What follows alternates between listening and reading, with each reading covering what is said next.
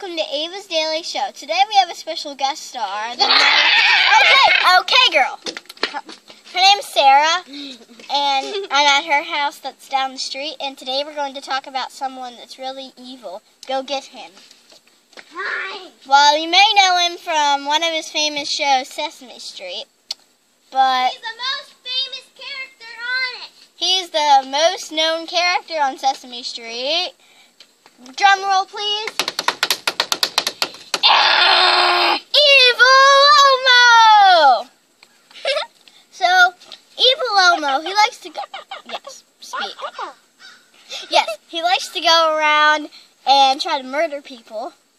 Yeah, right? Mm-hmm. Yeah. I am Evil Elmo. See, look, he seems all good and stuff, but nobody knows how he really is. But we think he's bad. Evil. Dun, dun, dun.